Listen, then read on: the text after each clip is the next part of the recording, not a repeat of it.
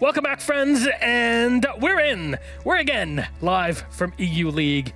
We're getting ready for game number 1, Outsiders versus Rogue, our Russian squad against our mixed EU of Rogue. Hello again, I'm Melissa Medic, your host. I'm alive today, Derry. Thank you very much for joining us first and for filling in last Monday. How was it? It's all right, actually. You signed me out of my account. Yeah, really upset. You've signed him out of his account when he was there last week. Oh, no. So, this is the thing. I didn't sign you out. I logged into my browser login. So if you go into your login, you will still be fine. And I even kept the stream open for you so you get your packs. I did see that. I was watching the stream anyways. This is what best friends do for you, Milos. I was watching the stream anyways, but the first game I was very sick. I had to sleep for the first. And then I woke up for the G2 game and I'm like, oh, I wish I didn't wake up to watch this. So what a train wreck. What a train wreck it was. But you know what? This segment will not be that. Hello again. Hello, Jack. How are you doing? Hi, I'm good. Do you know what? Every time we do the pre-show on those sofas, it's really good, but I sit on my leg, and I'm basically, my leg's died. Which leg? My right leg is like, I've got no feeling in it because I've just been sat on it for half an hour. Put all your weight in your left leg. So I've had to put my weight on it to try and... No. I know what you're on to. But yeah, otherwise, I'm good. I'm very looking forward to the Siege, Milos. Oh, it didn't work. We never left high school, did we? No. Not with us two going to desk together, sorry. No. It's been 10 years and we're still... Yeah. Anyways, let's talk about Outsiders and Rogue. First up, with Rogue that have kind of a good shot today at actually making it and kind of solidifying their position. They do. They have a very good shot. They've got to win in regulation. I think we said it would be 99.8% chance or something. If they win in regulation, they will be more or less going to the major. But they should already be there, Milos, because they should have won against M&M last week. That loss, disappointing. That loss to G2 on Playday 1, disappointing, but we gave them it because it was Deepak and Kanto's first game. But that big chunk in the middle, 5 wins in a row. Don't call me that. I'm the big chunk usually. Fabian's not here, so yeah, okay, I'll have to call you it. But 5 wins in a row. Rogue played very well off the back of crying. Deepak came into his own, started playing very well. Kanto as well. After, first couple of games, he wasn't very confident. He was making kind of less confident plays. He's looked good as well, so they look like a good package. They just need to get themselves to the major now. I think it's really interesting how the map that they've struggled on so far has been Cafe. They beat LFO there 8-7. They lost to M&M there, so now I'm just like, Rogue, stay away. Let's not go back to that map. Avoid Cafe at all costs. Well, what about Outsiders on the other side, Derry? Oh, what a story. I mean, truthfully, they've made some good changes, I think, that we were all really excited about, right? FMX and Smash coming in, so far, 2nd and 3rd rated in the team. So there are things that are moving the right way for them, but I think you've got some of the same difficulties they had last year, where looking at Pasha and Rask especially, they're just not hitting the shots they need to be this time round. Everything is coming onto Milan. He's the only positive entry player on their team. And a really fun stat for you overall, this team collectively has the fewest number of plants of any team in EUL right now. Less than Secret, less than others, they've got 6. It's a very miserable state of affairs. Titan has 7 games. More than that. Alone. Well, there you go. You're not just a player in EUL, now you're as good as a team in EUL. That's the way to do it. The thing is, though, their attacking win rate is actually really good. They're not looking bad at about 46% overall, so they are winning rounds when it comes down to kills, and a lot of it is coming off the back of Milan is the issue. And I think this team for me, or the way that I understand this team is it's a long-term project team, is that it's a team for the year. It's not a team for stage 1. And it's a team where we've seen FMX and we've seen Smash come in and do well. They've made that step up. It's the first stage. What I like from this team is not one that we've seen from Russian team in the past, is they're trying new stuff. They're doing half clears. We saw them in Maru up a hatch. And that's not something that we've seen from this team. And I think that sets them up good long term, even if stage 1's not been too great. Got to see for Rask and Pasha come alive there, Milos. That's what I'm really worried about. That's exactly what's going to happen. Not bad, given all the changes and the impact that it's had on them, being able to perform so well.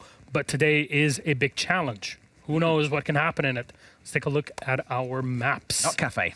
Bring them up. We have a bit of a delay, by the way, just so you know. Cafe. A bit of an issue getting the players in, but we got Bank in as Outsiders ban out Clubhouse. Will take us to Bank where they start on defense as Rogue have picked attack. We talked about Ossa. We could see a lot more of it today. And I think both teams like this map. We saw, I just mentioned about Outsiders, going up a hatch. That's the map that they did it on. They had some nice ideas on Bank. But for Rogue, it's also a staple map. They played G2 there, should have won. They played Na'Vi there, 7-2. They played so well. They love that map. So it's Rogue starting attack. I think this is all kind of advantage to Rogue in the ban phase. I agree massively as well. I think just looking again at that G2 game, you can look at the stage overall and say, okay, Rogue have lost twice, and one of those was to G2 on bank. Why would you go back there? I've said it since that first Playday. I thought they were the better team on the day. They strategically beat G2 that day. They did, yeah. And if not for Citizen and Doki going a little bit nuts and getting freaky, then Rogue win that game overall. So truthfully, this, to me, again, is a massive Rogue favoured map. I know you've kind of got a pick from two bad maps here. Outsiders, I think, coming in against Rogue. Bank is the one you've taken as the lesser of two evils. It's still going to be a rough day. Oh, man. Well, with Bank on the chopping board, you talk about Rogue having all the advantages. What is something that Outsiders can kind of use to their advantage, much like G2 did? Milan. Yeah. I'd use Milan to my advantage. He's that good. If I was Outsiders, the one thing I would be doing is I would be banning Zero away from Leon. Because he's exceptionally good on that operator on Bank. 2 hard reach charges, he uses the cams very well, and he loves the gun as well. I would just get it gone. Yeah. It's a really niche ban. I mean, admittedly, a lot of teams these days are banning things like the Nook on Bank just outright, regardless of the team you're coming up against. But like Fresh says, really, Zero is one of those that Rogue rely on as a go-to staple operator. I've got no doubt they'll have a second plan in the back of their mind as well. Yeah, they'll run but even a small bit of discomfort is a great way of doing it. Discomfort. Small bit of discomfort, Des. That's you. Discomfort, you say? Well, on that note, thank you very much. I'm going to leave these two alone for just a moment. That's Fresh and Des for you. We got Outsiders versus Rogue. We'll go to Bank, and we'll take it to our casters. Half an ace. Please, just please go. Thank you very much, Milosh. Well, we are mixing things up all over the place tonight, Hap. I am getting the rare pleasure of casting alongside yourself in Emmy's absence. We wish her luck at the awards ceremony that she will be attending. Yeah, I already told her beforehand. Good luck and have fun. Most importantly, have fun, you know? That's the important during those kind of situations. Either way, you leave the desk with Des for 1 second and he's instantly cheating. It's just trouble. It's just trouble. Yeah, it's trouble. What it is. Either way, we have a game on our hands here, and an important one at that, because Rogue have that major spot that is within reach. Let's just put it like that.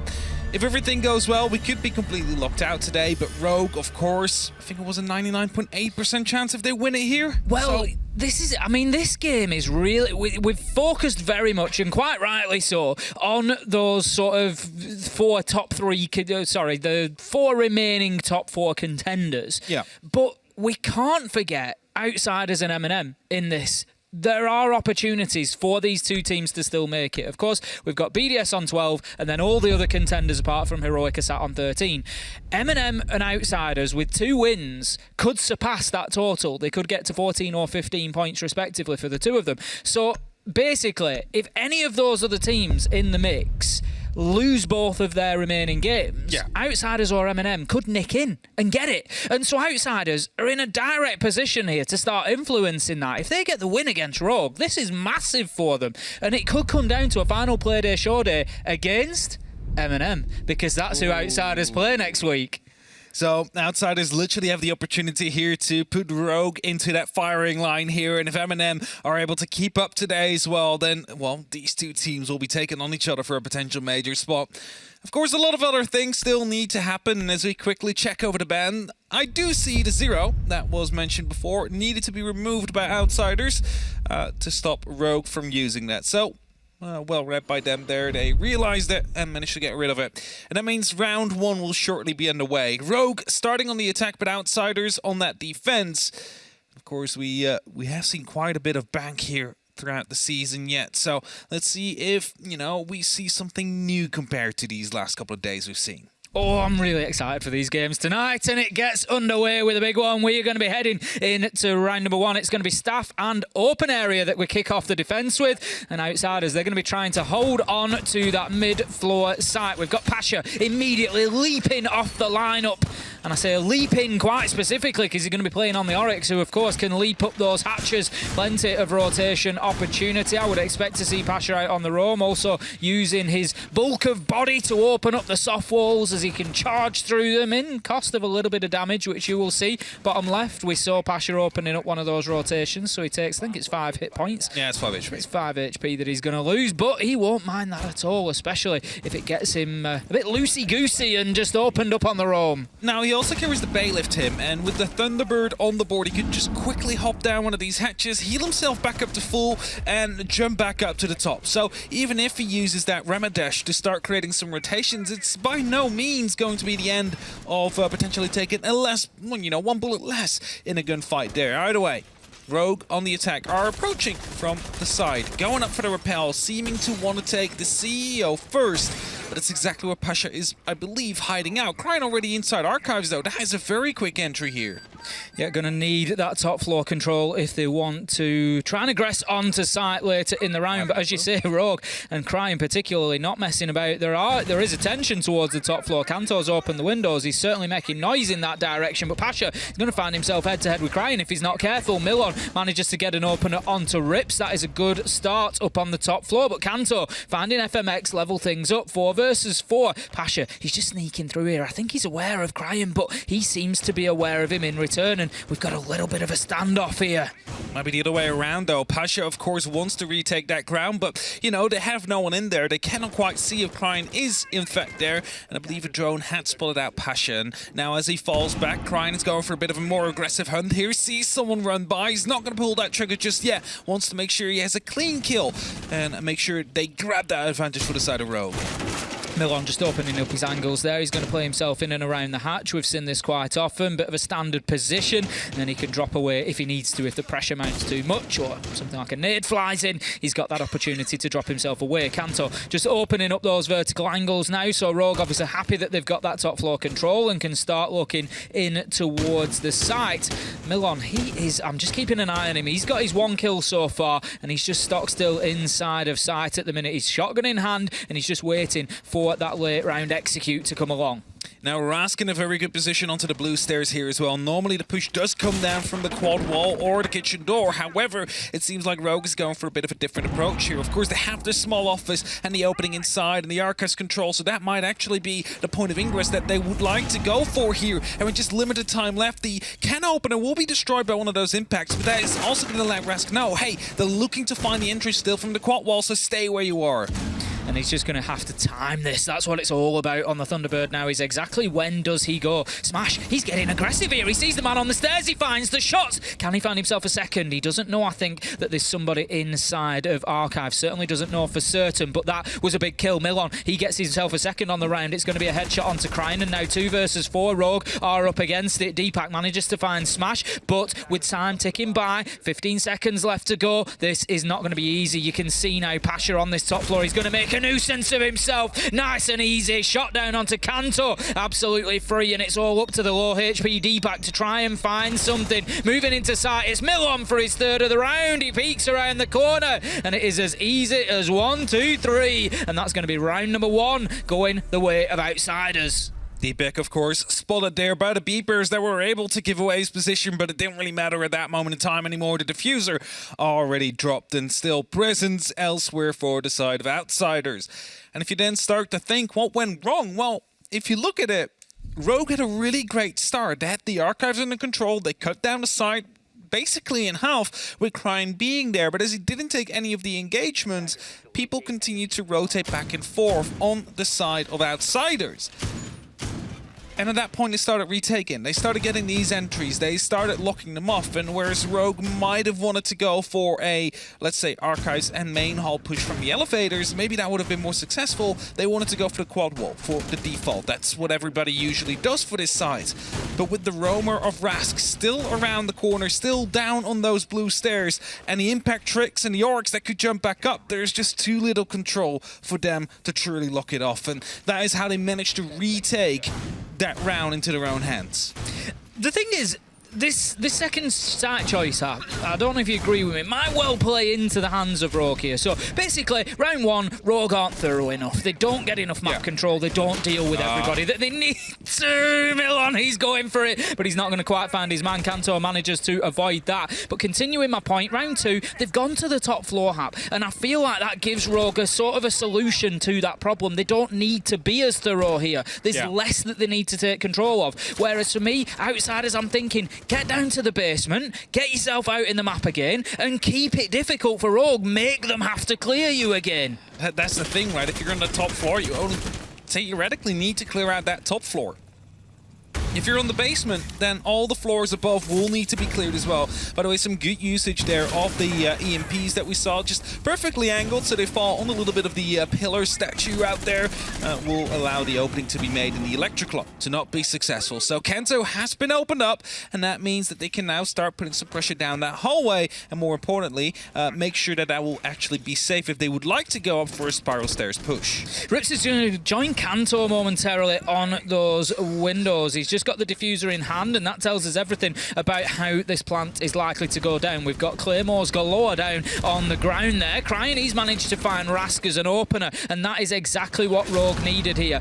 But FMX, he gets one, and he takes Kanto off the rappel. Leon manages to get the trade immediately back, though. So 4 versus 3, and this one keeps swinging around. But what I was saying about the site choice is coming true here. Rogue have got less to deal with, and they're doing a better job of it. But who else? Milon manages to get Outsiders back into this. Levels things up 3-3. From the outside window there, we actually managed to pick up a quite important kill. And of course, with FMX falling, suddenly a lot of space opened up near the banana side of things, but Rogue not quite taking control of that yet. Crying stays up on a rappel here. They want to lock off the rotation through this hallway, which Milan is currently using. But they cannot quite rely on that. If they do go in for the plant, which seems to be a repel-in plan right now, with Deepak already close to the castle barricades, they need Crying in a different position, in a different opportunity to provide some cover if they want to plant.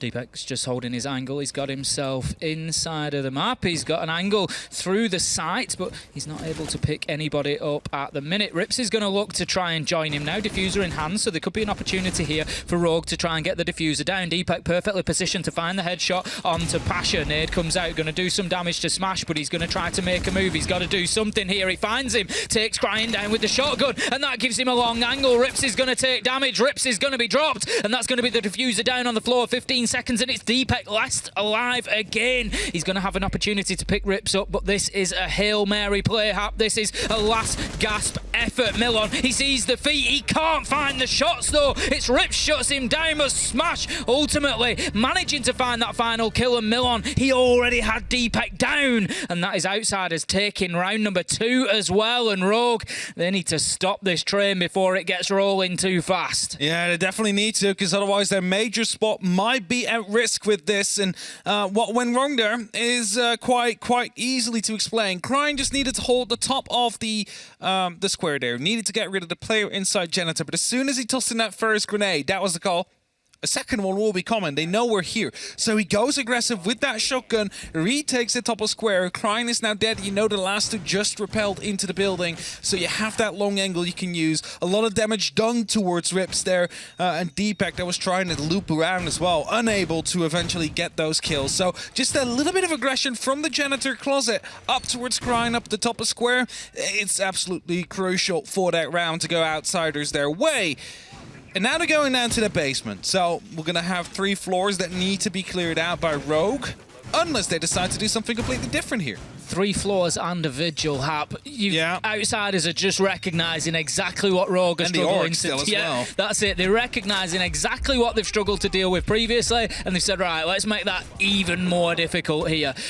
I could be wrong. Wait until Rask switches back to his primary. It can't be the Bosch G. Surely not. It must be that my eye caught the shotgun underneath on Smash. Surely it must be. Now, you never know. It might have been a challenge, for the Battle Pass. No, it's not. Okay, it's not. K1A. I've just caught the silhouette underneath. We did have it every now and then when the Battle Pass challenges just came out, but it's not the case going to be around now. The top floor needing to be cleared here. Rips trying to be very quickly to the top of squares, looking all the way around. Gets spotted, though, by the proximity alarm.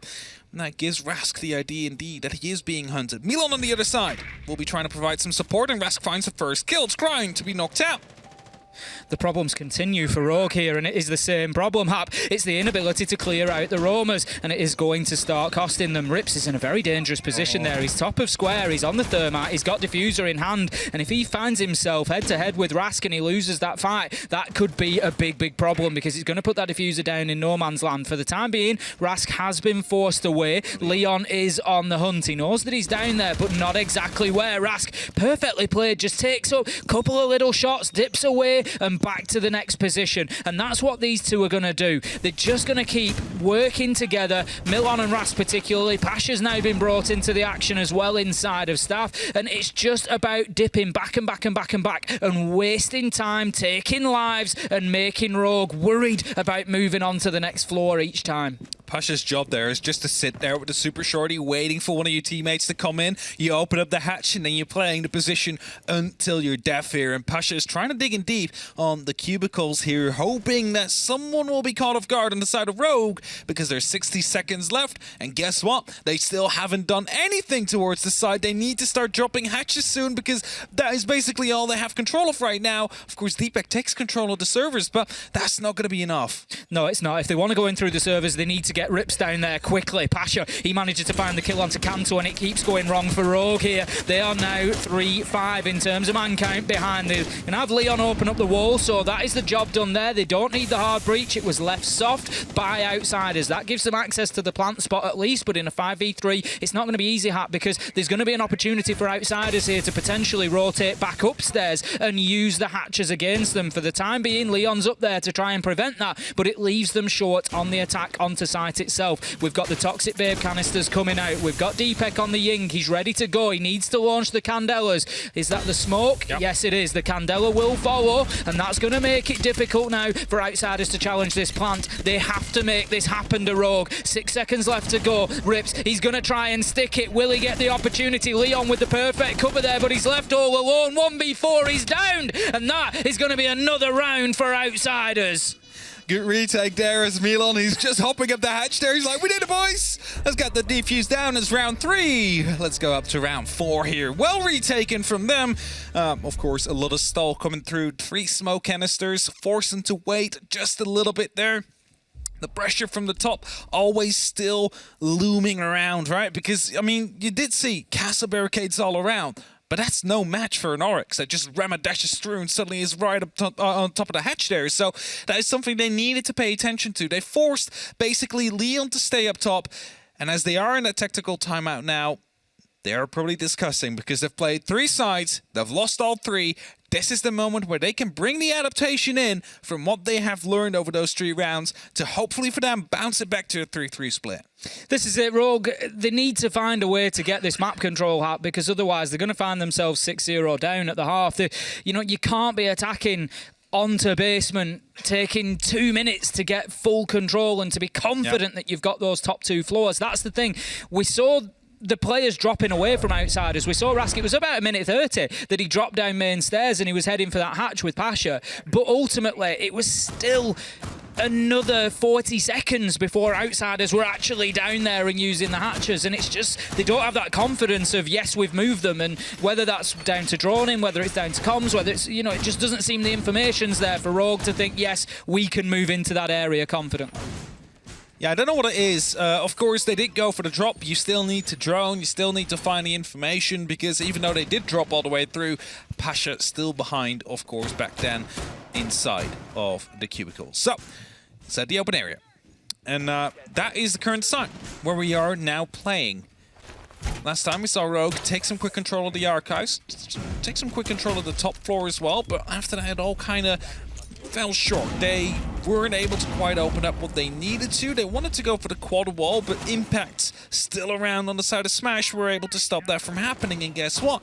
Exactly that is the case now as well. 2 impacts on him, and he will be playing near that quad wall. So if they want to go for the opening, they need to follow that up with some grenades themselves. Now, they have 4 in pocket, fortunately.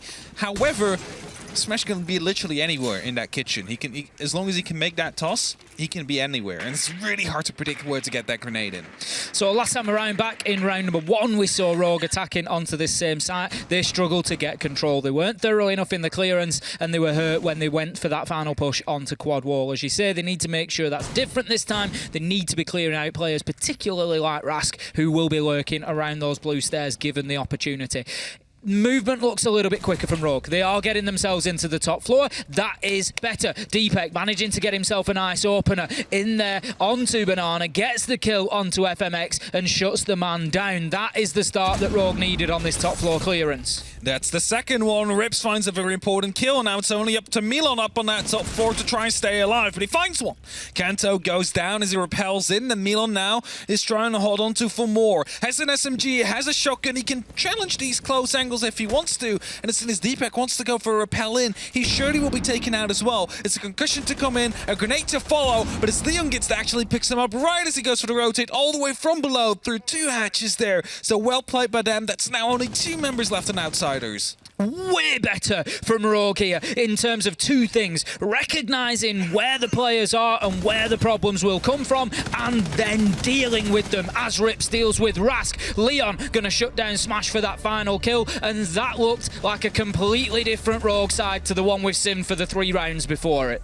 It looks like a flawless round. You almost forgot about Kanto that did get picked up as he went for the swinging, but Rogue super dominant in this one round. Basically picked them apart one by one, realized where they were. They slowly moved their pieces into the right position and were able to execute as a result. And now 3-1, back to staff room open area. We're running it back here for the side of Outsiders. They do not want to continue their rotation, at least for now, hoping to, of course, knock Rogue off their speed. They also realize they lost a lot of players, maybe in an unnecessary way, in a way where they could have maybe stuck around a little bit longer, played a bit more passively. So that's what they will be trying right now. A different approach towards the same side.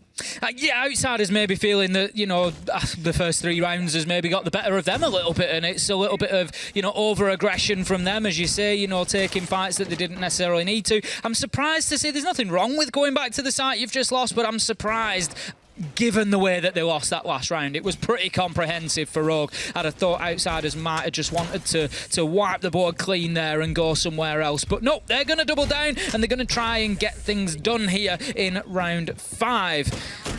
I think we've got a little issue with the man count. Don't panic, it's not 5 versus 4. It is still 5 versus 5. I don't know how that happened. I've never seen that before. I can assure you that all of Rogue are alive at the minute, so don't glance up and wonder what's going on there. We will keep you abreast of just who's where. See if the count will correct itself as soon as the first kill started to head into this round. 2 minutes 30 on the clock, and Rogue again on the same side. They just managed to confidently win, and you see a big change here. There's not that many players upstairs. Actually, there's no one upstairs. They're trying to go for some vertical holes, though. Kanto is spotting out one, but I believe it's Milan that actually managed to do some damage towards him and was unable to actually land the kill on either side. But still, it's a good start for Rogue here. They have that top floor control under their belts. Now they just need to head towards that quad wall there. Working quickly again, and that is what worked for them last time. Disgusting little angle that Milan had held onto that window, and Kanto lucky not to find himself the victim of a little headshot there, but Milan, he dips himself away. He's not going to continue that fight. Ready now, Rogue, to push down into the mid-floor, really. I think confident that they've got that top floor. They'll have Kanto in there very soon. He certainly is rappelling in now, and will look to get that sledgehammer working to get some vertical angles to try and clear. Next up is Archives and Tellers. Trying to find that control indeed to basically force the defenders back into the site. And that is what Kanto is doing up top here as well. Make that verticality possible for Rogue. Make a bit of discomfort for the players to be there, and they will go back towards the site. As soon as they're back on the site, you just lock off your angles one by one when you do go for the execute. And Milan looking to go for a drop here could always come in with the C4 at the end of thing. No, actually have used that, so never mind. Scratch that. But they do want to go for the triple wall here, or quad wall.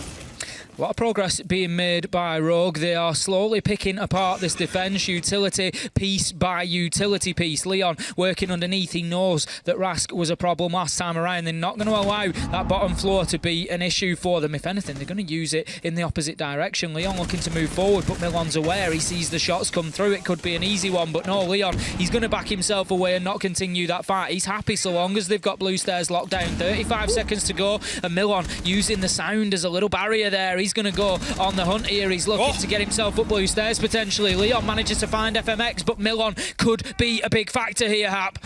Could be a very big factor indeed. 20 seconds and they're going for the execute on the side of Rogue. He comes in the back of him with the blue stairs here, but it seems like Rogue has gone for a bit of a rotation himself. It's only Rips up on that double door there. The rest is all in different positions, looking to go for an execute in multiple different areas here, but they have no time. There's 5 seconds. They need to go for the plant and they have no clue about, I believe that is Rasko. They will find the kill. Actually, Milan comes around the corner, finds one. It's a 2-on-2. They need to go for the plant, but they don't even attempt it. And Outsiders will be able to win their 4th round and make sure that they at least end this half leading.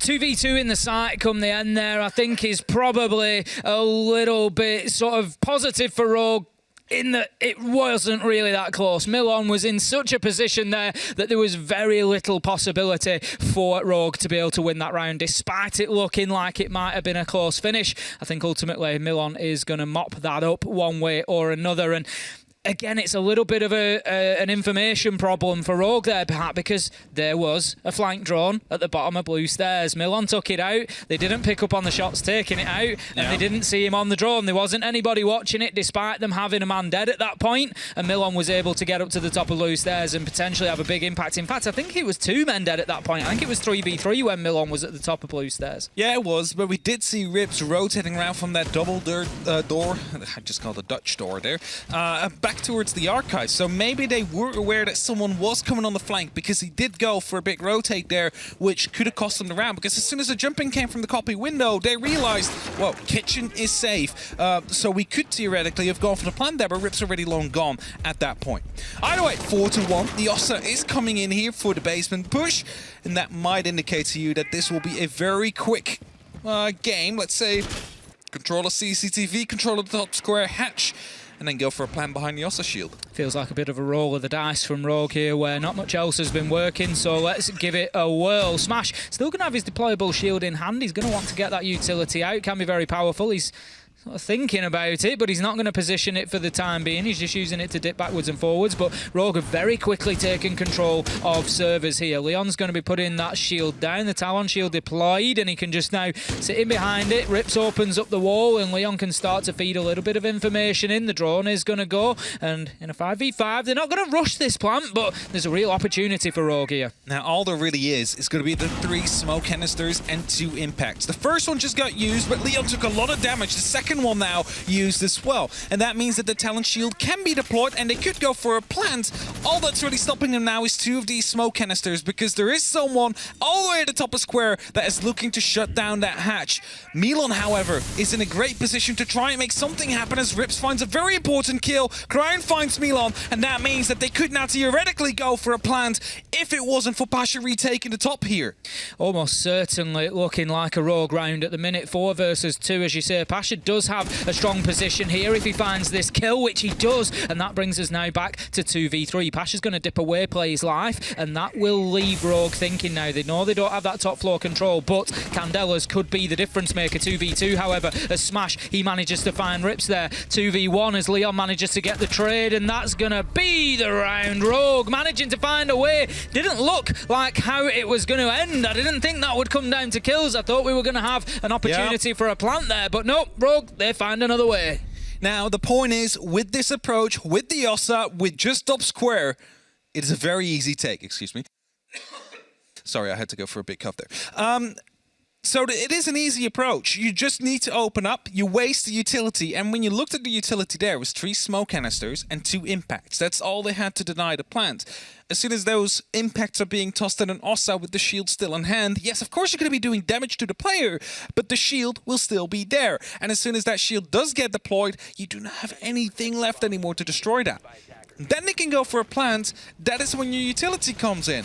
Of course, in the end, you said it yourself, it did come down to kills, but by the speed that they had in that round, basically by a minute in, 2 smoke canisters and 2 impacts already used, just needing to bait out 1 last if they wanted to go for a plant.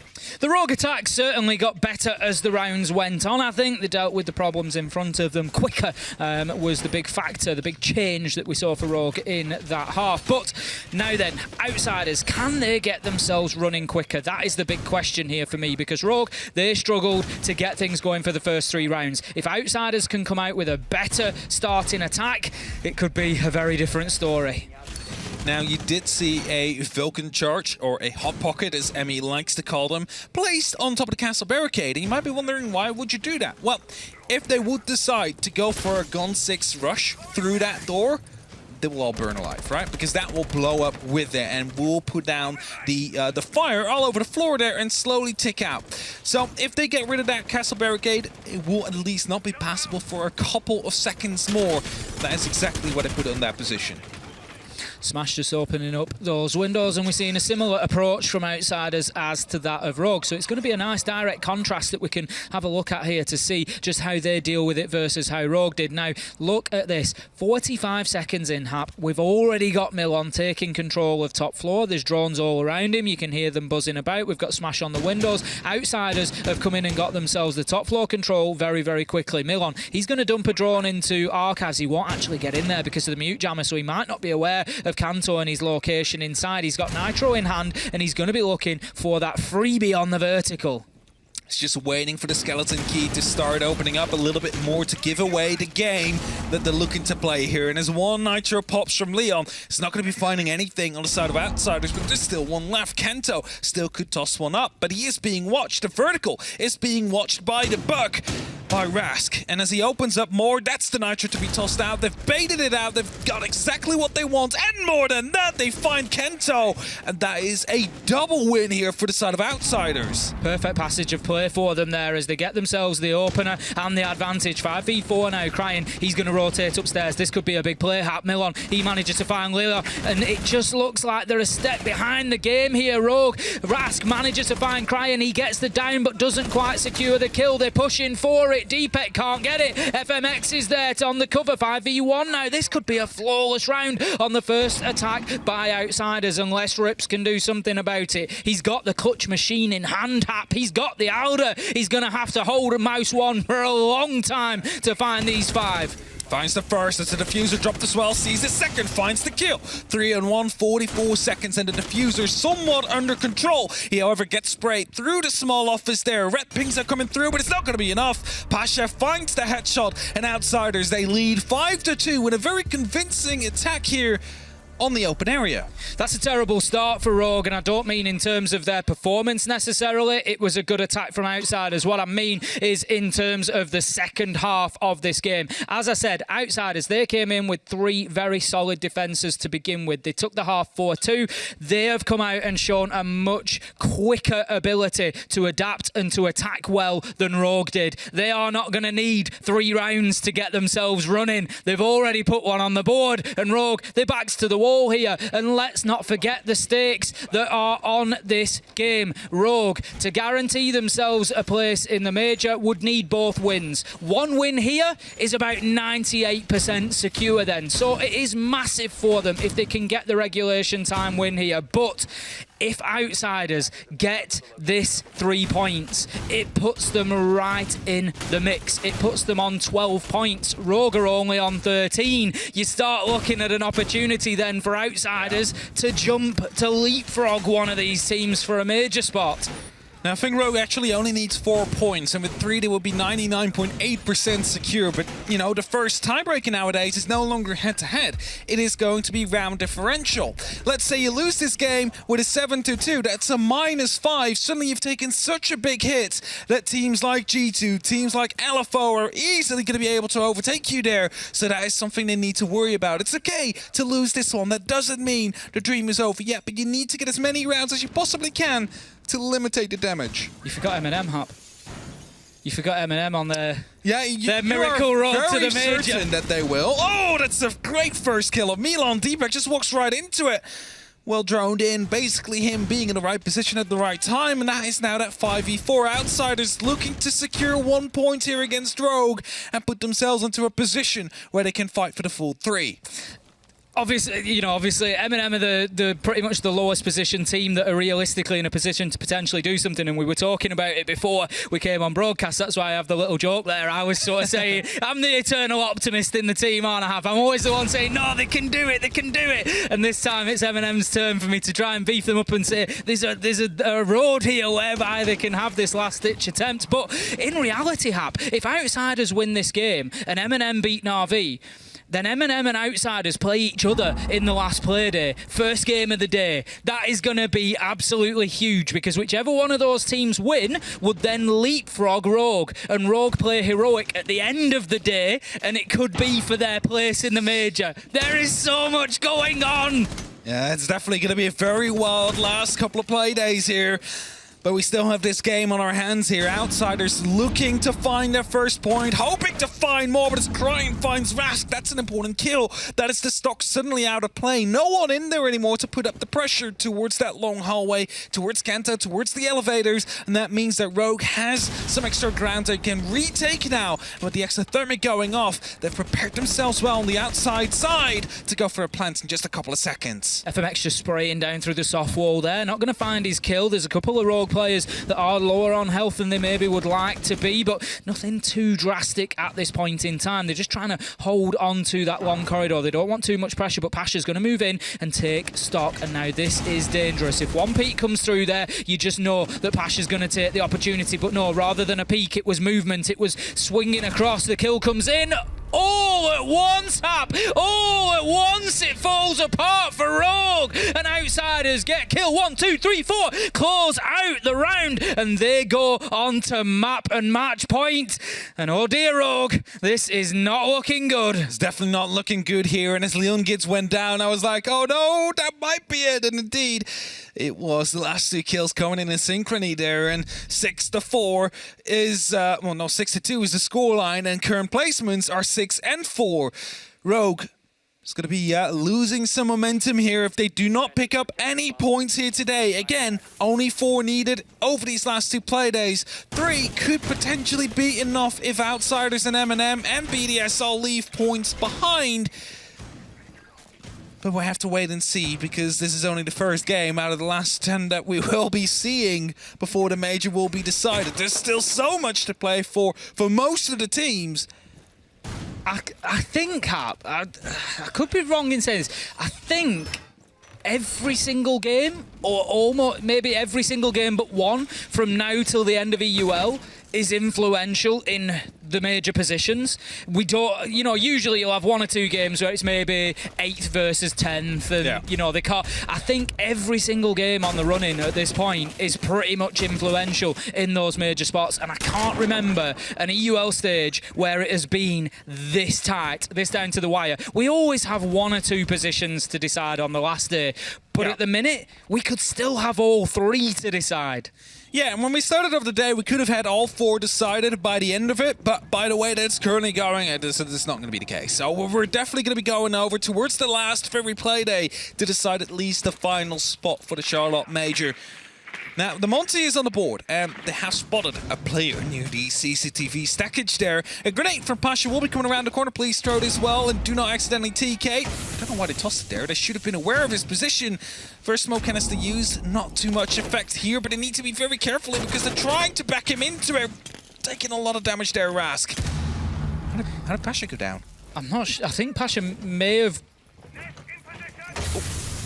SMG spray apparently got him according to medics. Smoke canister quickly used to try and follow up. And for now, Rogue holding on to the tunnel quite well here. Have managed to do a lot of damage to Pasha and Rask. But Milan on the other side will be able to find Kanto. Next challenge, though, is going to be Deepak with a shotgun behind his shield and some ADSs to support him. Kanto's had a torrid time of things today. We've seen him be such an influential player for Rogue over the last 2 weeks, particularly on the entry. 1 and 9 on the day so far. Milan, he's going wild up. He comes in with a second. He clears out blue stairs, and what looked like a tough start for Outsiders has suddenly turned around. They've got server control, but they need to worry about what is going on above them. They've got Smash up there, but there is still Crying playing up in the square skylight, and there is still one inside of Staff and Open, so they need to be cautious. Leon, he's going to be the man on the castle, working the hatches, trying to keep those vertical angles. Smash making the challenge onto Crying. Those 2 are just going to play their lives. They're going to try to burn as much time on this mid-floor as they can now.